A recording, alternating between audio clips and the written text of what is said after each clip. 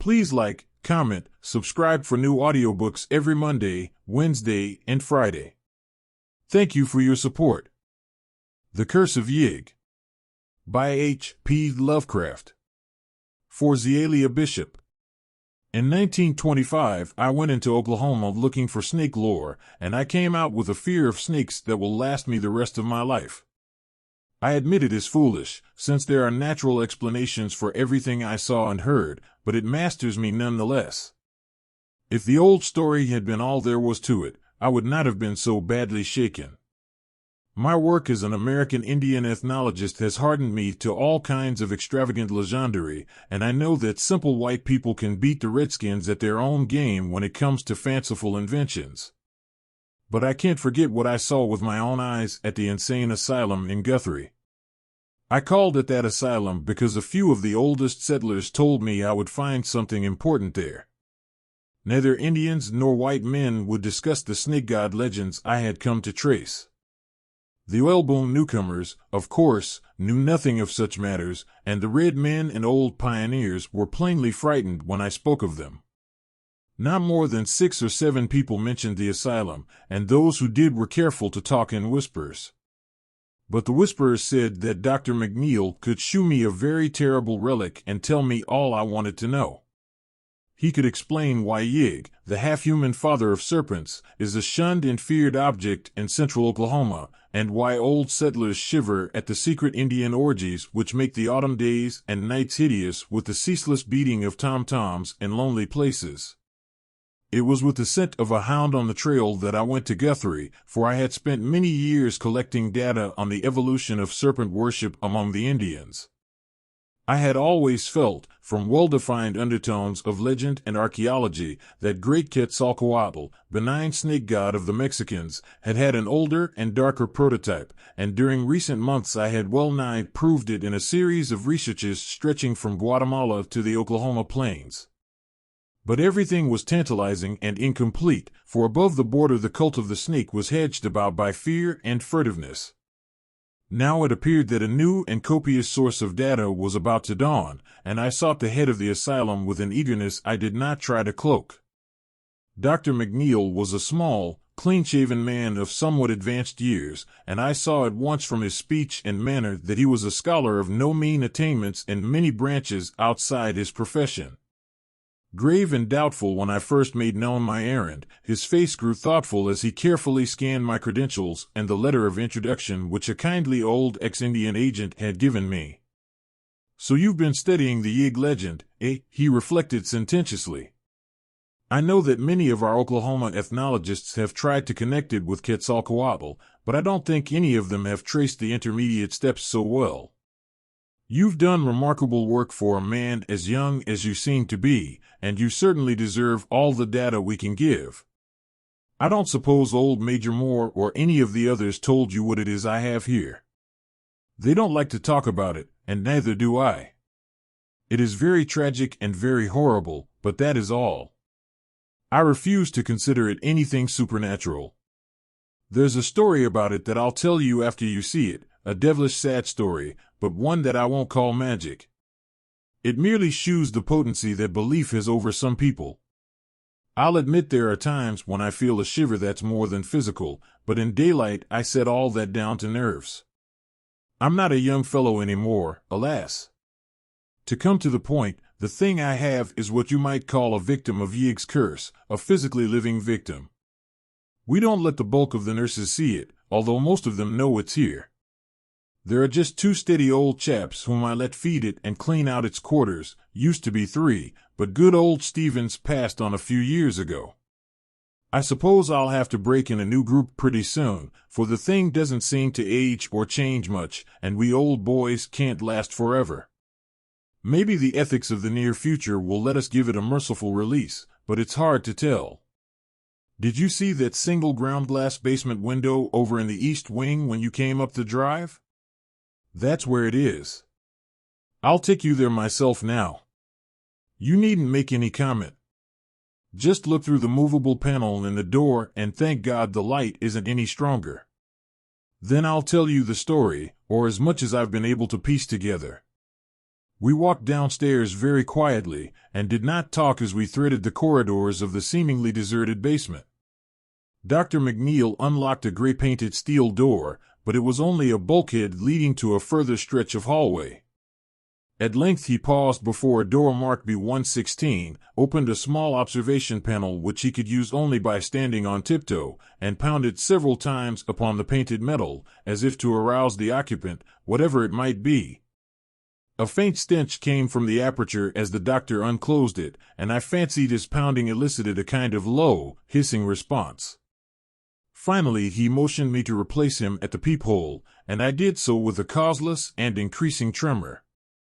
The barred, ground-glass window, close to the earth outside, admitted only a feeble and uncertain pallor, and I had to look into the malodorous den for several seconds before I could see what was crawling and wriggling about on the straw-covered floor, emitting every now and then a weak and vacuous hiss. Then the shadowed outlines began to take shape, and I perceived that the squirming entity bore some remote resemblance to a human form laid flat on its belly. I clutched at the door handle for support as I tried to keep from fainting. The moving object was almost of human size, and entirely devoid of clothing. It was absolutely hairless, and its tawny-looking back seemed subtly squamous in the dim, ghoulish light. Around the shoulders it was rather speckled and brownish, and the head was very curiously flat. As it looked up to hiss at me I saw that the beady little black eyes were damnably anthropoid, but I could not bear to steady them long. They fastened themselves on me with a horrible persistence, so that I closed the panel gaspingly and left the creature to wriggle about unseen in its matted straw and spectral twilight. I must have reeled a bit, for I saw that the doctor was gently holding my arm as he guided me away. I was stuttering over and over again, but for God's sake, what is it?" Dr. McNeil told me the story in his private office as I sprawled opposite him in an easy chair. The gold and crimson of late afternoon changed to the violet of early dusk, but still I sat awed and motionless. I resented every ring of the telephone and every whir of the buzzer, and I could have cursed the nurses and interns whose knocks now and then summoned the doctor briefly to the outer office. Night came, and I was glad my host switched on all the lights. Scientist though I was, my zeal for research was half forgotten amidst such breathless ecstasies of fright as a small boy might feel when whispered witch tales go the rounds of the chimney corner. It seems that Yig, the snake god of the Central Plains tribes, presumably the primal source of the more southerly Quetzalcoatl or Kukulkan, was an odd, half-anthropomorphic devil of highly arbitrary and capricious nature. He was not wholly evil, and was usually quite well disposed toward those who gave proper respect to him and his children, the serpents, but in the autumn he became abnormally ravenous, and had to be driven away by means of suitable rites. That was why the tom-toms in the Pawnee, Wichita, and Caddo country pounded ceaselessly week in and week out in August, September, and October, and why the medicine men made strange noises with rattles and whistles curiously like those of the Aztecs and Mayas. Yig's chief trait was a relentless devotion to his children, a devotion so great that the Redskins almost feared to protect themselves from the venomous rattlesnakes which thronged the region. Frightful clandestine tales hinted of his vengeance upon mortals who flouted him or wreaked harm upon his wriggling progeny, his chosen method being to turn his victim, after suitable tortures, to a spotted snake. In the old days of the Indian Territory, the doctor went on, there was not quite so much secrecy about Yig. The Plains tribes, less cautious than the desert nomads and pueblos, talked quite freely of their legends and autumn ceremonies with the first Indian agents, and let considerable of the lore spread out through the neighboring regions of white settlement. The great fear came in the land rush days of '89, when some extraordinary incidents had been rumored, and the rumors sustained, by what seemed to be hideously tangible proofs. Indians said that the new white men did not know how to get on with Yig, and afterward the settlers came to take that theory at face value. Now no old-timer in middle Oklahoma, white or red, could be induced to breathe a word about the snake god except in vague hints. Yet after all, the doctor added with almost needless emphasis, the only truly authenticated horror had been a thing of pitiful tragedy rather than of bewitchment. It was all very material and cruel, even that last phase which had caused so much dispute. Dr. McNeil paused and cleared his throat before getting down to his special story, and I felt a tingling sensation as when a theater curtain rises. The thing had begun when Walker Davis and his wife Audrey left Arkansas to settle in the newly opened public lands in the spring of 1889, and the end had come in the country of the Wichitas, north of the Wichita River, in what is at present Caddo County. There is a small village called Binger there now, and the railway goes through, but otherwise the place is less changed than other parts of Oklahoma. It is still a section of farms and ranches, quite productive in these days, since the great oil fields do not come very close. Walker and Audrey had come from Franklin County in the Ozarks with a canvas-topped wagon, 2 mules, an ancient and useless dog called Wolf, and all their household goods.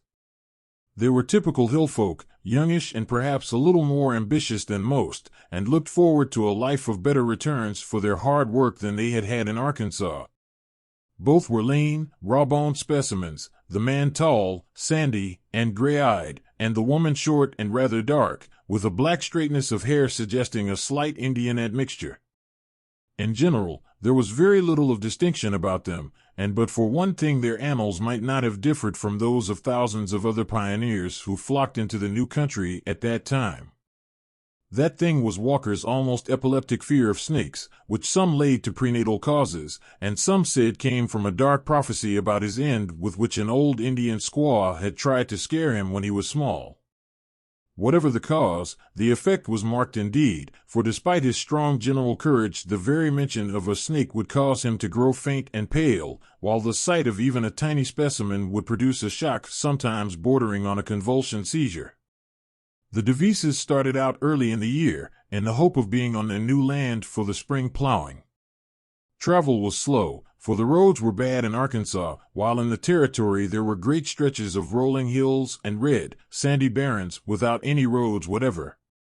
As the terrain grew flatter, the change from their native mountains depressed them more, perhaps, than they realized, but they found the people at the Indian agencies very affable, while most of the settled Indians seemed friendly and civil. Now and then they encountered a fellow pioneer, with whom crude pleasantries and expressions of amiable rivalry were generally exchanged. Owing to the season, there were not many snakes in evidence, so Walker did not suffer from his special temperamental weakness. In the earlier stages of the journey, too, there were no Indian snake legends to trouble him, for the transplanted tribes from the southeast do not share the wilder beliefs of their western neighbors. As fate would have it, it was a white man at Okmulgee in the Creek country who gave the Devises the first hint of Yig beliefs, a hint which had a curiously fascinating effect on Walker and caused him to ask questions very freely after that. Before long, Walker's fascination had developed into a bad case of fright. He took the most extraordinary precautions at each of the nightly camps, always clearing away whatever vegetation he found, and avoiding stony places whenever he could.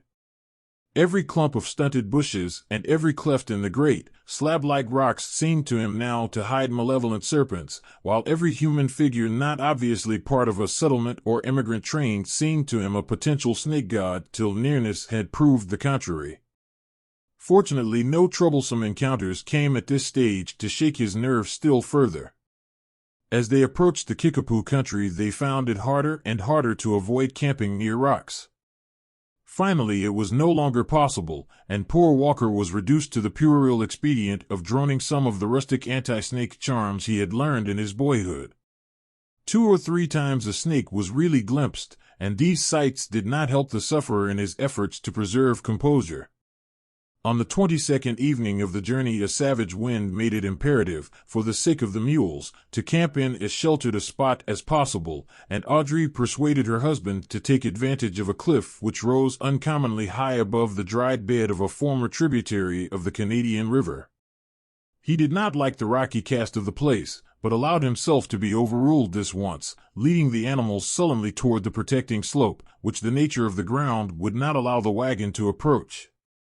Audrey, examining the rocks near the wagon, meanwhile noticed a singular sniffing on the part of the feeble old dog. Seizing a rifle, she followed his lead, and presently thanked her stars that she had forestalled Walker in her discovery. For there, snugly nested in the gap between two boulders, was a sight it would have done him no good to see. Visible only as one convoluted expanse, but perhaps comprising as many as 3 or 4 separate units, was a mass of lazy wriggling which could not be other than a brood of newborn rattlesnakes. Anxious to save Walker from a trying shock, Audrey did not hesitate to act, but took the gun firmly by the barrel and brought the butt down again and again upon the writhing objects. Her own sense of loathing was great, but it did not amount to a real fear. Finally she saw that her task was done, and turned to cleanse the improvised bludgeon in the red sand and dry, dead grass nearby. She must, she reflected, cover the nest up before Walker got back from tethering the mules. Old Wolf, tottering relic of mixed shepherd and coyote ancestry that he was, had vanished, and she feared he had gone to fetch his master. Footsteps at that instant proved her fear well-founded. A second more, and Walker had seen everything. Audrey made a move to catch him if he should faint, but he did no more than sway. Then the look of pure fright on his bloodless face turned slowly to something like mingled awe and anger, and he began to upbraid his wife in trembling tones. "God sake, Aud, but why'd ye go for to do that? Hain't ye heerd all the things they've been tellin' about this snake devil Yig? Ye'd ought to 'a' told me, and we'd 'a' moved on. Don't ye know they's a devil god what gets even if ye hurts his children? What for d'ye think the Injuns all dances and beats their drums in the fall about? This land's under a curse, I tell ye, nigh every soul we've talked to since we come in said the same. Yig rules here, and he comes out every fall for to get his victims and turn 'em into snakes. Why, Aud, they won't none of them Injuns across the Canadian kill a snake for love nor money. God knows what ye done to yourself, gal, stompin' out a whole brood o' Yig's chillin'. He'll get ye, sure, sooner or later, unless an I kin by a charm often some o' the Injun medicine men. He'll get ye, Aud, as sure stays a God in heaven, he'll come out of the night and turn ye into a crawlin' spotted snake."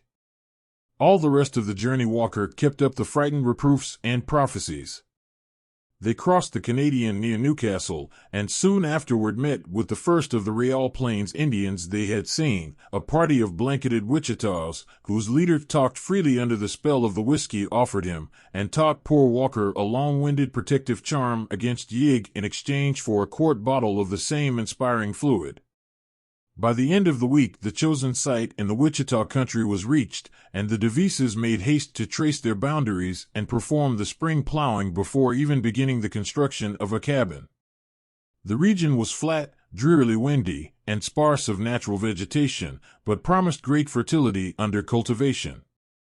Occasional outcroppings of granite diversified a soil of decomposed red sandstone, and here and there a great flat rock would stretch along the surface of the ground like a man-made floor. There seemed to be a very few snakes, or possible dens for them, so Audrey at last persuaded Walker to build the one lone cabin over a vast, smooth slab of exposed stone. With such a flooring and with a good-sized fireplace the wettest weather might be defied, though it soon became evident that dampness was no salient quality of the district. Logs were hauled in the wagon from the nearest belt of woods, many miles toward the Wichita Mountains. Walker built his white-chimneyed cabin and crude barn with the aid of some of the other settlers, though the nearest one was over a mile away. In turn, he helped his helpers at similar house raisings, so that many ties of friendship sprang up between the new neighbors. There was no town worthy the name nearer than El Reno, on the railway 30 miles or more to the northeast, and before many weeks had passed, the people of the section had become very cohesive despite the wideness of their scattering. The Indians, a few of whom had begun to settle down on ranches, were for the most part harmless, though somewhat quarrelsome when fired by the liquid stimulation which found its way to them despite all government bans. Of all the neighbors the Devises found Joe and Sally Compton, who likewise hailed from Arkansas, the most helpful and congenial. Sally is still alive, known now as Grandma Compton, and her son Clyde, then an infant in arms, has become one of the leading men of the state. Sally and Audrey used to visit each other often, for their cabins were only 2 miles apart, and in the long spring and summer afternoons they exchanged many a tale of old Arkansas and many a rumor about the new country. Sally was very sympathetic about Walker's weakness regarding snakes, but perhaps did more to aggravate than cure the parallel nervousness which Audrey was acquiring through his incessant praying and prophesying about the curse of Yig.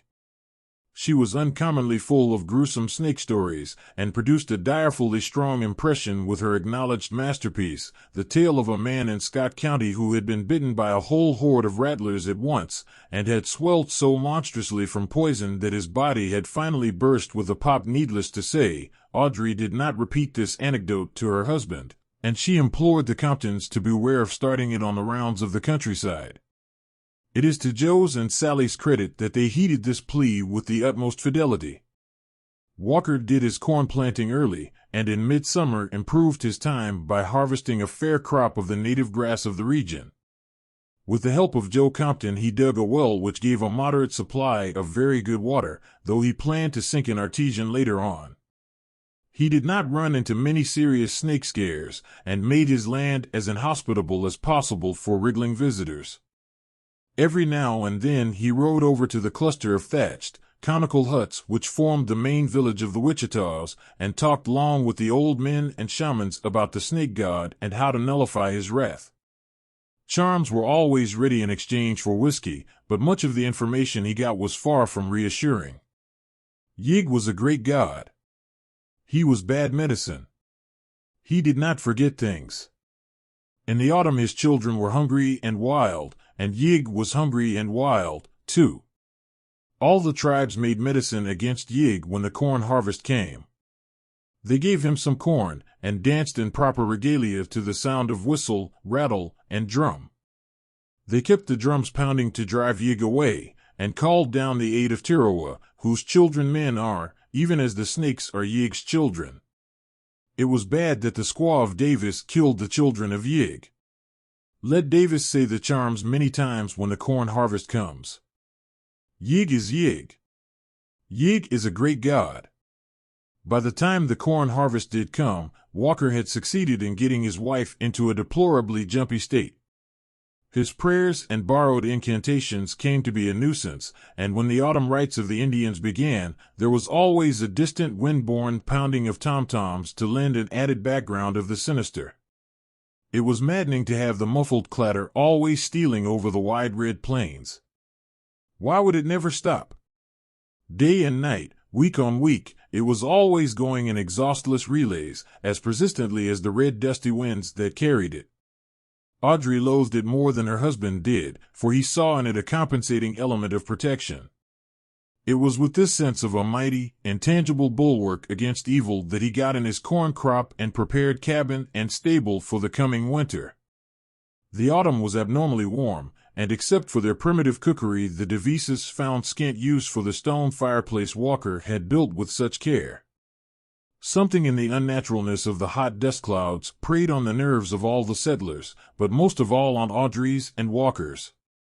The notions of a hovering snake curse and the weird, endless rhythm of the distant Indian drums formed a bad combination which any added element of the bizarre went far to render utterly unendurable. Notwithstanding this strain, several festive gatherings were held at one or another of the cabins after the crops were reaped, keeping naively alive in modernity those curious rites of the harvest home which are as old as human agriculture itself. Lafayette Smith, who came from southern Missouri and had a cabin about 3 miles east of Walker's, was a very passable fiddler, and his tunes did much to make the celebrants forget the monotonous beating of the distant tom-toms. Then Halloween drew near, and the settlers planned another frolic, this time, had they but known it, of a lineage older than even agriculture, the dread witch Sabbath of the primal Prairians, kept alive through ages in the midnight blackness of secret woods, and still hinting at vague terrors under its latter-day mask of comedy and lightness. Halloween was to fall on a Thursday, and the neighbors agreed to gather for their first revel at the Davis cabin. It was on that 31st of October that the warm spell broke. The morning was gray and leaden, and by noon the incessant winds had changed from searingness to rawness. People shivered all the more because they were not prepared for the chill, and Walker Davis's old dog Wolf dragged himself wearily indoors to a place beside the hearth. But the distant drums still thumped on, nor were the white citizenry less inclined to pursue their chosen rights. As early as 4 in the afternoon, the wagons began to arrive at Walker's cabin, and in the evening, after a memorable barbecue, Lafayette Smith's fiddle inspired a very fair-sized company to great feats of saltatory grotesqueness in the one good-sized but crowded room. The younger folk indulged in the amiable inanities proper to the season, and now and then old Wolf would howl with doleful and spine-tickling ominousness at some especially spectral strain from Lafayette's squeaky violin, a device he had never heard before. Mostly, though, this battered veteran slept through the merriment, for he was past the age of active interests and lived largely in his dreams. Tom and Jenny Rigby had brought their collie Zeke along, but the canines did not fraternize. Zeke seemed strangely uneasy over something, and nosed around curiously all the evening. Audrey and Walker made a fine couple on the floor, and Grandma Compton still likes to recall her impression of their dancing that night. Their worries seemed forgotten for the nonce, and Walker was shaved and trimmed into a surprising degree of spruceness. By 10 o'clock all hands were healthily tired, and the guests began to depart family by family with many handshakings and bluff assurances of what a fine time everybody had had. Tom and Jenny thought Zeke's eerie howls as he followed them to their wagon were marks of regret at having to go home, though Audrey said it must be the faraway tom-toms which annoyed him, for the distant thumping was surely ghastly enough after the merriment within.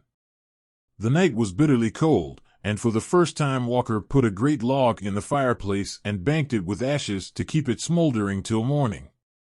Old Wolf dragged himself within the ruddy glow and lapsed into his customary coma.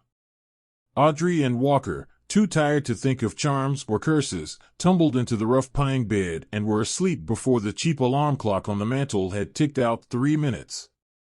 And from far away, the rhythmic pounding of those hellish tom-toms still pulsed on the chill night wind. Dr. McNeil paused here and removed his glasses, as if a blurring of the objective world might make the reminiscent vision clearer. "You'll soon appreciate," he said, "that I had a great deal of difficulty in piecing out all that happened after the guests left. There were times, though, at first, when I was able to make a try at it." After a moment of silence he went on with the tale.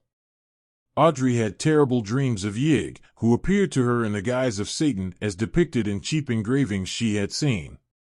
It was, indeed, from an absolute ecstasy of nightmare that she started suddenly awake to find Walker already conscious and sitting up in bed. He seemed to be listening intently to something, and silenced her with a whisper when she began to ask what had roused him. "Hark, Aud," he breathed. "Don't ye hear something a-singin' and buzzin' and rustlin'? D'ye reckon it's the fall crickets?" Certainly, there was distinctly audible within the cabin such a sound as he had described. Audrey tried to analyze it, and was impressed with some element at once horrible and familiar, which hovered just outside the rim of her memory. And beyond it all, waking a hideous thought, the monotonous beating of the distant tom-toms came incessantly across the black plains on which a cloudy half-moon had set. "Walker, I suppose it's the curse o' Yig?" She could feel him tremble. "No, gal, I don't reckon he comes that-a-way. He's shoppin' like a man, except ye look at him clost. That's what Chief Gray Eagle says. This here's some varmints comin' out in the cold, not crickets, I calc'late, but summat like 'em. I'd orter get up and stomp 'em out afore they make much headway or get at the cupboard." He rose, felt for the lantern that hung within easy reach, and rattled the tin matchbox nailed to the wall beside it. Audrey sat up in bed and watched the flare of the match grow into the steady glow of the lantern.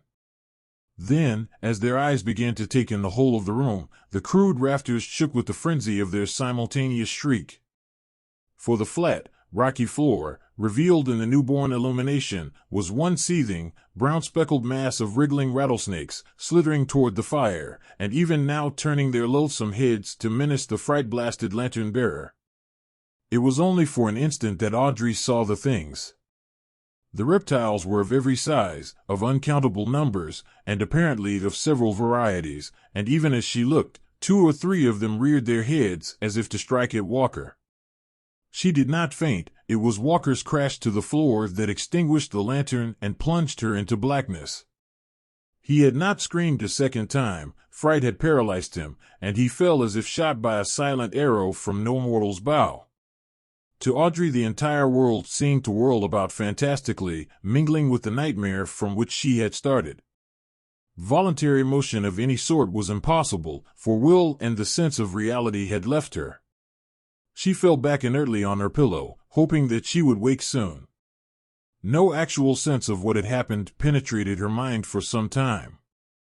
Then, little by little, the suspicion that she was really awake began to dawn on her, and she was convulsed with a mounting blend of panic and grief which made her long to shriek out despite the inhibiting spell which kept her mute. Walker was gone, and she had not been able to help him. He had died of snakes, just as the old witch woman had predicted when he was a little boy.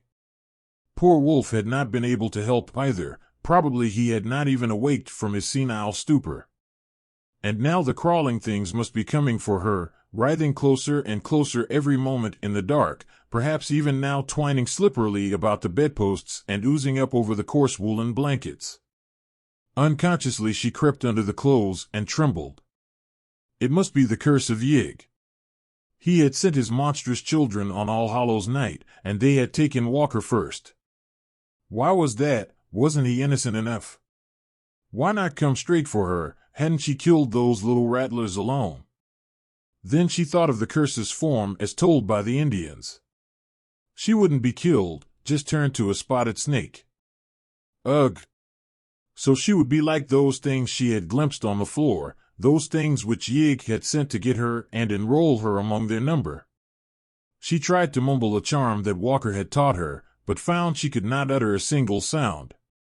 The noisy ticking of the alarm clock sounded above the maddening beat of the distant tom-toms. The snakes were taking a long time. Did they mean to delay on purpose to play on her nerves? Every now and then she thought she felt a steady, insidious pressure on the bedclothes, but each time it turned out to be only the automatic twitchings of her overwrought nerves. The clock ticked on in the dark, and a change came slowly over her thoughts. Those snakes couldn't have taken so long. They couldn't be Yig's messengers after all, but just natural rattlers that were nested below the rock and had been drawn there by the fire. They weren't coming for her, perhaps. Perhaps they had sated themselves on poor Walker. Where were they now? Gone? Quelled by the fire? Still crawling over the prone corpse of their victim? The clock ticked, and the distant drums throbbed on. At the thought of her husband's body lying there in the pitch blackness, a thrill of purely physical horror passed over Audrey. That story of Sally Compton's about the man back in Scott County. He, too, had been bitten by a whole bunch of rattlesnakes, and what had happened to him? The poison had rotted the flesh and swelled the whole corpse, and in the end the bloated thing had burst horribly with a detestable popping noise. Was that what was happening to Walker down there on the rock floor? Instinctively she felt she had begun to listen for something too terrible even to name to herself. The clock ticked on, keeping a kind of mocking, sardonic time with the far-off drumming that the night wind brought. She wished it were a striking clock, so that she could know how long this eldritch vigil must last. She cursed the toughness of fiber that kept her from fainting, and wondered what sort of relief the dawn could bring, after all.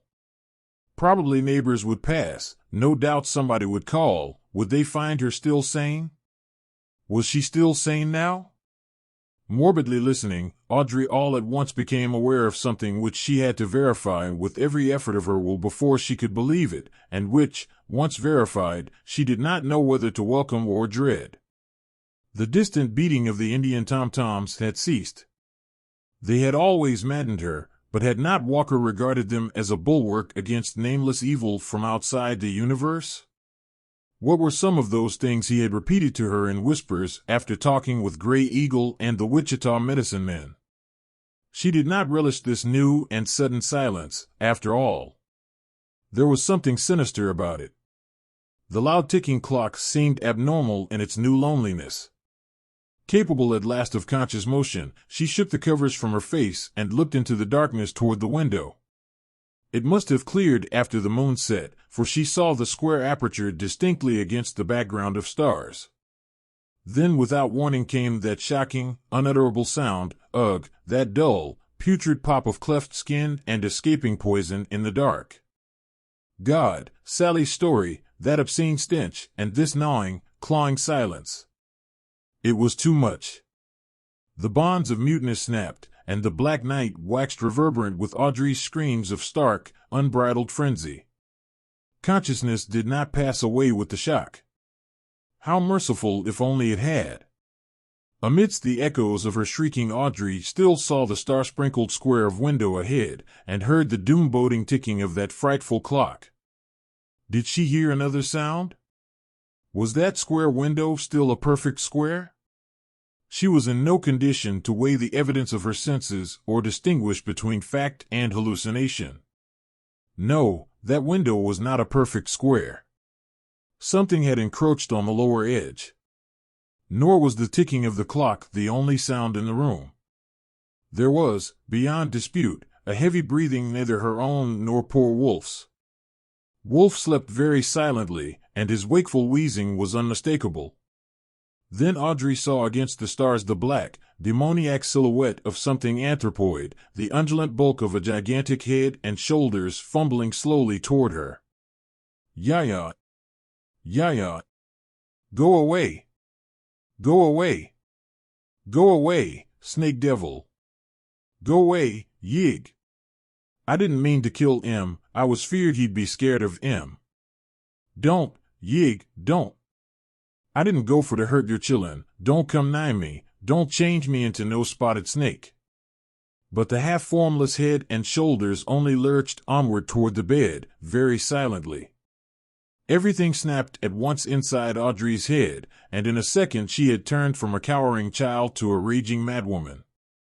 She knew where the axe was, hung against the wall on those pegs near the lantern. It was within easy reach, and she could find it in the dark.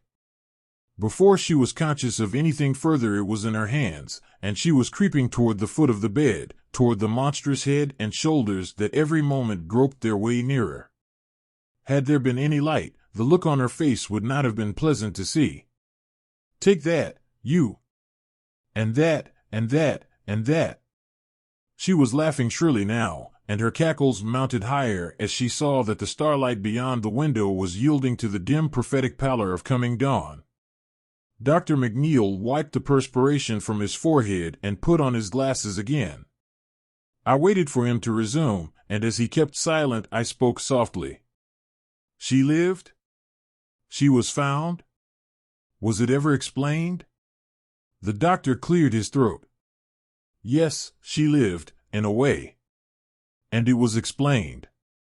I told you there was no bewitchment, only cruel, pitiful, material horror. It was Sally Compton who had made the discovery. She had ridden over to the Davis cabin the next afternoon to talk over the party with Audrey, and had seen no smoke from the chimney. That was queer. It had turned very warm again, yet Audrey was usually cooking something at that hour. The mules were making hungry-sounding noises in the barn, and there was no sign of old Wolf sunning himself in the accustomed spot by the door. Altogether, Sally did not like the look of the place, so was very timid and hesitant as she dismounted and knocked. She got no answer but waited some time before trying the crude door of split logs. The lock, it appeared, was unfastened, and she slowly pushed her way in. Then, perceiving what was there, she reeled back, gasped, and clung to the jamb to preserve her balance. A terrible odor had welled out as she opened the door, but that was not what had stunned her. It was what she had seen. For within that shadowy cabin monstrous things had happened, and 3 shocking objects remained on the floor to awe and baffle the beholder. Near the burned-out fireplace was the great dog, purple decay on the skin left bare by mange and old age, and the whole carcass burst by the puffing effect of rattlesnake poison. It must have been bitten by a veritable legion of the reptiles. To the right of the door was the axe-hacked remnant of what had been a man, clad in a nightshirt, and with the shattered bulk of a lantern clenched in one hand. He was totally free from any sign of snakebite. Near him lay the ensanguined axe, carelessly discarded. And wriggling flat on the floor was a loathsome, vacant-eyed thing that had been a woman, but was now only a mute mad caricature. All that this thing could do was to hiss, and hiss, and hiss. Both the doctor and I were brushing cold drops from our foreheads by this time. He poured something from a flask on his desk, took a nip, and handed another glass to me. I could only suggest tremulously and stupidly. So Walker had only fainted that first time, the screams roused him, and the axe did the rest? Yes. Dr. McNeil's voice was low. But he met his death from snakes just the same. It was his fear working in two ways. It made him faint, and it made him fill his wife with the wild stories that caused her to strike out when she thought she saw the snake devil. I thought for a moment. And Audrey, wasn't it queer how the curse of Yig seemed to work itself out on her? I suppose the impression of hissing snakes had been fairly ground into her. Yes. There were lucid spells at first, but they got to be fewer and fewer. Her hair came white at the roots as it grew, and later began to fall out. The skin grew blotchy, and when she died. I interrupted with a start. Died? Then what was that thing downstairs? McNeil spoke gravely. That is what was born to her 3/4 of a year afterward. There were 3 more of them, 2 were even worse, but this is the only one that lived. If you liked this video, please subscribe, and if you're interested, here is another audiobook.